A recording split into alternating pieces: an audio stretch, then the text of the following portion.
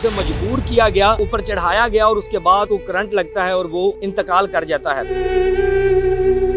4 साल पहले उसको इजाजत दे दी गई थी कि आपने खंबे पे नहीं चढ़ना। उनके बाजू में भी राड है, टांगों में भी राड है। एक मजदूर बंदा जिसे चलने में भी दुश्वारी है, उसको फोन करके रात को बुलाया जाता है, आपने अपनी ड्यूटी और से पहले आके खंबे पे चढ़ के काम करना है। उनके साथियों ने वापडा हॉस्पिटल में मैयत को लावारिस फेंक के, ना उसके अंदर उनका आईडी कार्ड है, ना मोबाइल है, सारी चीजें निकाल ली गई और उनकी जेब से एक परमिट निकलता है जो कि किसी और के नाम का है।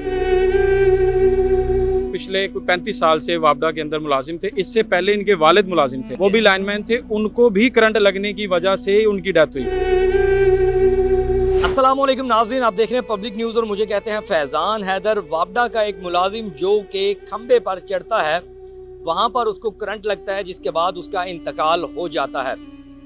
उसके बारे में जो कायम की गई राय है वो ये है कि उसकी टांगों के अंदर राड था, जो आज से 4 साल पहले वो कहीं ऐसी खंबे से कोई बिजली का तार सही करने के लिए गिरता है, जिसके नतीजे में टांगों में राड डाले जाते हैं। जिसके बाद एक मेडिकल रिपोर्ट उसको दी जाती है कि आपने खंबे पर नहीं चढ़ना और बिल्कुल ट्रांसफार्मर या इलेक्ट्रिक कोई भी सर्किट वाली चीज़ है उससे दूर रहना है। उसके बावजूद उसे मजबूर किया गया, ऊपर चढ़ाया गया और उसके बाद उसको करंट लगता है और वो इंतकाल कर जाता है। इस दुनिया फ़ानी से कूच करने के बाद क्या सूरत हाल घर वालों की है, ये उनके भाई हैं और ये अजीज़ हैं, उनके कोशिश करते हैं बात करने की। अस्सलाम वालेकुम जी। वालेकुम अस्सलाम।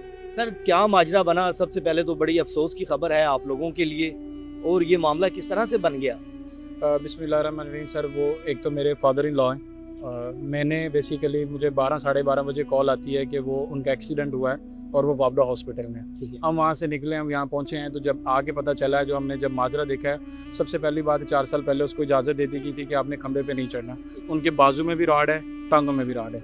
अब वो एक मजदूर बंदा जिसे चलने में भी दुश्वारी है, उसको फ़ोन करके रात को बुलाया जाता है कि आपने अपनी ड्यूटी और से पहले आके खंबे पे चढ़ के काम करना है। उनके साथियों ने, अब वो बंदा आया, आके खंबे पे चढ़ा। पहली बात, सेफ्टी मेजर्स पूरे नहीं थे। दूसरी बात ये कि अगर ख़राब है बिजली, तो बिजली आ कहाँ से गई, करंट आ कहाँ से गया, उसको लग कैसे गया।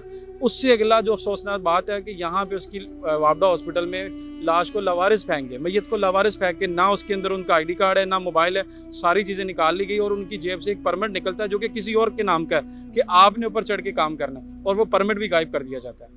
तो हम यहाँ पे पिछले 5 घंटे से हम इंतज़ार कर रहे हैं, कोई SDO आएगा, कोई चीफ आएगा, वो हमें दलासा देगा कि कम से कम हम इंक्वायरी कर लेंगे प्रॉपर।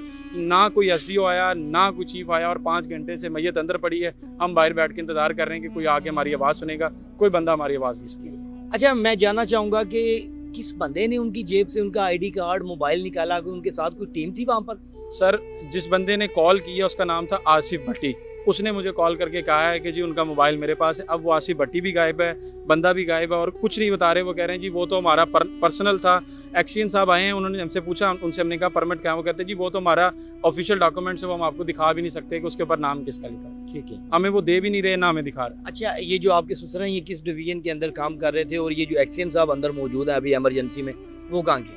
सर, वो मुगलपुरा डिवीजन के हैं। बेसिकली मुगलपुरा डिवीजन के ही 3rd सर्कल है और सब डिवीजन मुस्तफ़ाबाद है, ये उधर के ही हैं। लेकिन वो भी हमें यही कह रहे हैं जी मेरे पास जितनी अथॉरिटी है वो यही है कि जी मैं आपके साथ खड़ा हो सकता हूँ, जो कि रिटर्न में कोई चीज़ नहीं हमें दे रहे। आपके ससुर लाइनमैन थे? जी, लाइनमैन थे। कितने अरसे से जॉब कर रहे थे? सर, वो पिछले 35 साल से वापडा के अंदर मुलाजिम थे। इससे पहले इनके वालिद मुलाजिम थे, वो भी लाइनमैन थे। उनको भी करंट लगने की वजह से उनकी डेथ हुई। अच्छा। उसकी बेस पे इनको जॉब मिली, और उसके बावजूद आज वही 35 साल बाद फिर दोबारा से वही वाकया जो है। ससुर का नाम क्या? रहमत अली। ये उनके भाई हैं? ये भाई उनके। सर, बड़ा अफसोसनाक वाकया आपके लिए, आपकी फैमिली के लिए। सबसे पहले तो हम उनके लिए दुआ कर सकते हैं कि अल्लाह ताला उनको बरीक रहमत करे। मामला क्या बना, कितने बजे खबर आती है आपके पास? मेरे भाई को रात को फ़ोन 10 बजे कॉल आई है, रामा ये वगैरह मसला बन गया, आप फौरी आ जाओ। जैसे ही ये ड्यूटी पे रूटीन पे आपने सुबह गए हैं, सारी रात उन्होंने वापडा वालों ने कुछ नहीं किया। जैसे ये है रामा साहब ये काम करो, और ये जो जैसे मेरे भाई ने बताया है इसके बाजू में एक्सीडेंट है, राड लगे हुए हैं, उसके बावजूद ये फिट नहीं था। इन्होंने क्यों रिकमेंड किया कि ये वापडा में लैंड का काम? सही है, ये वापडा वालों की नहली है। अच्छा, 4 साल पहले डॉक्टर्स ने बता दिया था कि अब रामा साहब आप काम नहीं कर सकते खंबे पे, कि आपने काम नहीं करना। और अपने दफ्तर में भी उन्होंने बताया हुआ था? बताया था, सबको पता था। सही है। तो उसके बाद अभी कोई आया है उनकी कोई चीफ वगैरह कोई अभी एक्शन आपके वगैरह? सामने कुछ भी नहीं हुआ है। कुछ भी नहीं कोई चीफ अभी तो तक ये कितने घंटे से आपको यहाँ पे वो मैयत नहीं दे रहे? ये 12 बजे से का टाइम है, अभी आप टाइम दे दें। क्या इशू क्या कहाँ पे आ रहा है? हम कह रहे हैं कि हमें रिटर्न में लिख के दें ये हादसा क्यों हुआ, ये किसकी गलती थी, क्या थी।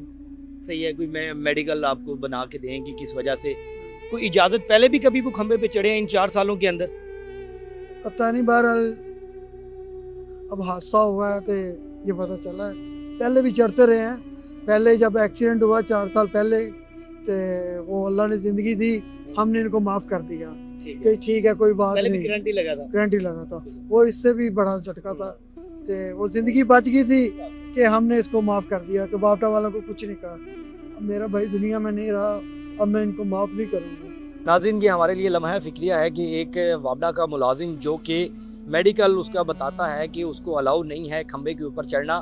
गुज़िश्ता जो 4 साल पहले उसका एक्सीडेंट होता है, उसको करंट लगता है, तभी यही सूरत हाल होती है, उसके बाद माफ़ कर दिया जाता है। जबकि इस बार इस हद तक करंट लगता है कि वो इलेक्ट्रिक शॉक इतना ज़ोरदार होता है कि वो अपनी जान भी नहीं बचा सकता, जिसके बाद उसके जो जेब हैं वहाँ से उसकी आईडी कार्ड, उसका मोबाइल डाटा निकाल लिया जाता है और अभी तक 5 घंटे हो गए हैं इनको मैयत नहीं दी जा रही है। उनके भाई हैं जो वापडा के मुलाजिम थे और इनके वालिद के बारे में भी यही कहा जा रहा है कि उनकी भी जो डेथ है वो भी करंट लगने से हुई थी, वापडा की नाअहली की वजह से हुई है।